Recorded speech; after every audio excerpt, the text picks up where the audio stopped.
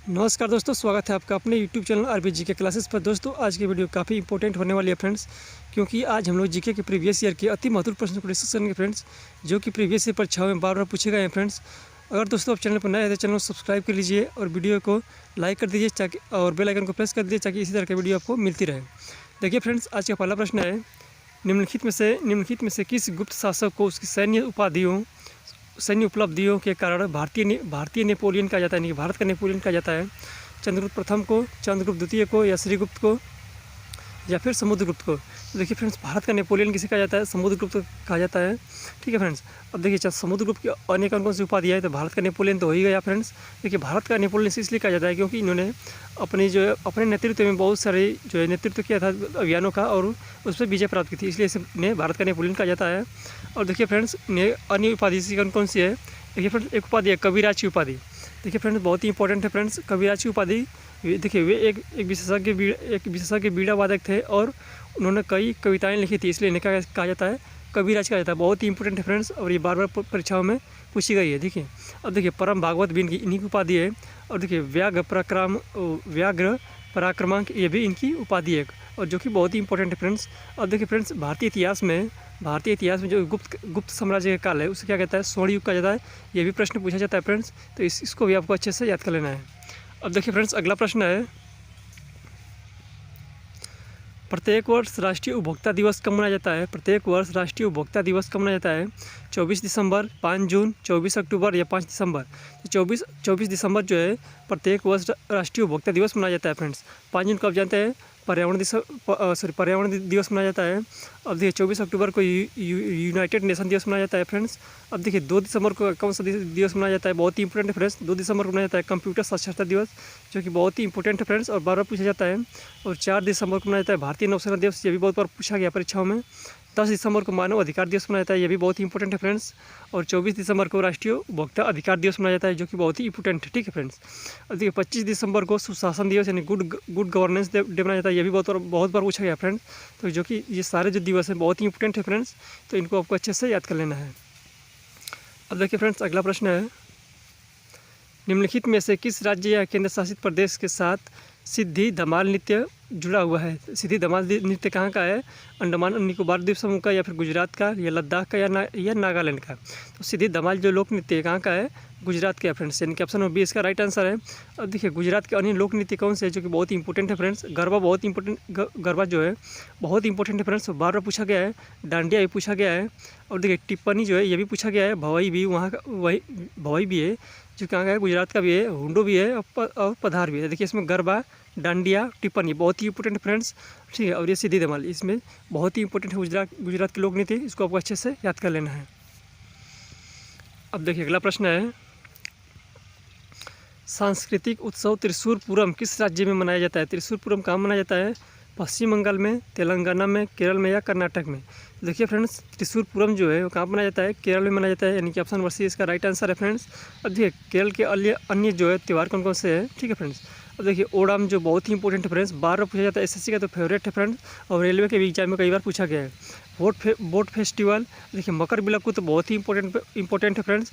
देखिए ओणम और मकर बिलक्कू बहुत ही इंपॉर्टेंट है फ्रेंड्स, बहुत इंपॉर्टेंट। ठीक है।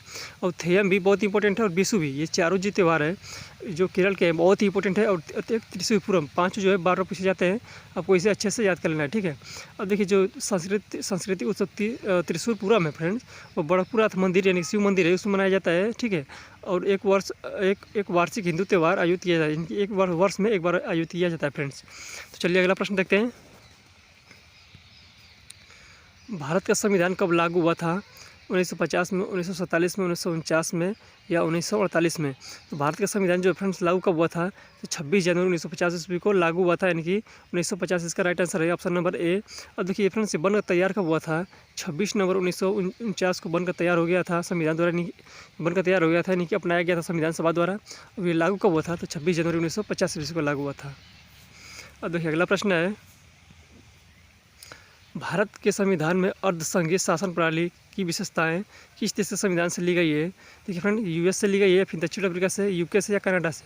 तो जो अर्धसंघीय शासन प्रणाली है जो कहाँ से ली गई है? कनाडा से ली गई है, इनकी option number D option number D इसका राइट आंसर है। अब देखिए कनाडा से और अन्य जो कौन कौन सी विशेषताएं जो ली गई है, एक मजबूत केंद्र के साथ संग केंद्र की अवशिष्ट शक्तियाँ केंद्र द्वारा राज्यपालों की नियुक्ति, सर्वोच्च न्यायालय के सलाहकार क्षेत्र। अब देखिए जो केंद्र की अवशिष्ट शक्तियाँ हैं ये क्या असली कनाडा से बहुत बार पूछी गई फ्रेंड्स, तो आपको इसे अच्छे से याद कर लेना है।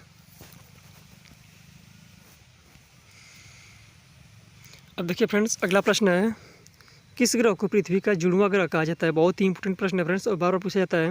मंगल को, चंद्रमा को, शुक्र को या कार्ला को। तो जो पृथ्वी का जुड़वां ग्रह कहा जाता है फ्रेंड्स वो शुक्र कहा जाता है, यानी ऑप्शन नंबर सी इसका राइट आंसर है। अब देखिए शुक्र को सुबह का तारा या भोर का तारा या शाम का तारा कहा जाता है। बहुत ही इंपॉर्टेंट प्रश्न है फ्रेंड्स और बार बार पूछा जाता है, तो इसे आपको अच्छे से याद कर लेना है। देखिए इसका और एक मज़ेदार फैक्ट ये है कि इसका अपना कोई चंद्रमा यानी उपग्रह नहीं, इसका कोई भी उपग्रह नहीं है फ्रेंड्स। तो इन सभी प्रश्नों को आपको अच्छे से याद कर लेना है। अब देखिए अगला प्रश्न है, निम्नलिखित में से कौन सा राज्य मिजोरम के साथ अपनी सीमा साझा नहीं करता है। मेघालय, त्रिपुरा, मणिपुर या असम। तो कौन सा नहीं साझा करता है फ्रेंड्स, मेघालय के साथ मिजोरम के साथ अपनी सीमा साझा नहीं करता है। तो इसमें कौन सा साझा नहीं करता है, देखिए मेघालय, त्रिपुरा, असम या मणिपुर। तो असम के साथ कौन सा सीमा साझा नहीं करता है फ्रेंड्स, तो इसका ऑप्शन नंबर कौन सा राइट आंसर हो जाएगा। मिजोरम से सीमा साझा नहीं करता कौन सा राज्य है, मेघालय, यानी कि ऑप्शन नंबर ए इसका राइट आंसर है। अब देखिए अगला प्रश्न है, माध्यम के तापमान में वृद्धि ध्वनि को कैसे प्रभावित करती है। देखिए जब भी आप किसी भी माध्यम का तापमान बढ़ाएंगे तो ध्वनि की तीव्रता कैसी होती है, बढ़ जाती है, यानी कि ऑप्शन नंबर कौन सा आंसर राइट, यानी कौन सा ऑप्शन इसका राइट आंसर हो जाएगा, यानी कि ऑप्शन नंबर बी इसका राइट आंसर हो जाएगा फ्रेंड्स। और आप किसी माध्यम का अगर तापमान बढ़ाते हैं तो उसमें ध्वनि की चल क्या होती है, बढ़ जाती है, यानी कि ऑप्शन नंबर बी इसका राइट आंसर हो जाएगा। अब देखिए चूहों को मारने के लिए निम्नलिखित में से किस रसायन का उपयोग किया जाता है। मैग्नीशियम सल्फेट का, कैल्शियम कार्बोनेट का, जिंक फॉस्फाइड का या पोटेशियम एल्यूमिनियम सल्फेट का। तो जो जिंक फॉस्फाइड होता है फ्रेंड्स उसको चूहे के मारने के लिए प्रयोग किया जाता है, यानी कि ऑप्शन नंबर सी इसका राइट आंसर है। अब देखिए अगला प्रश्न है फ्रेंड्स, पृथ्वी की आयु की गणना के लिए किस तत्व के समस्थानी का उपयोग किया जाता है। कोबाल्ट के, कार्बन के, सोडियम का या रेडियम का। तो पृथ्वी की आयु ज्ञात करने के लिए फ्रेंड्स कार्बन का C14 होता है उसका प्रयोग किया जाता है, यानी कि कार्बन के समस्थानी का प्रयोग किया जाता है, यानी कि ऑप्शन नंबर बी इसका राइट आंसर है फ्रेंड्स। अब देखिए अगला प्रश्न है फ्रेंड्स, किस वायसराय को भारतीय रेलवे का जनक कहा जाता है। बहुत ही इंपॉर्टेंट प्रश्न है फ्रेंड्स और बार बार पूछा गया परीक्षाओं में। Lord Dufferin, Lord Dalhousie, Lord Hardinge या उपरोक्त में से कोई नहीं। लॉर्ड डलहौजी है फ्रेंड्स भारतीय रेलवे के जनक कहा जाता है, कि ऑप्शन नंबर बी इसका राइट आंसर है। अब देखिए अगला प्रश्न है फ्रेंड्स, निम्नलिखित में से कौन सी चिली की मुद्रा है।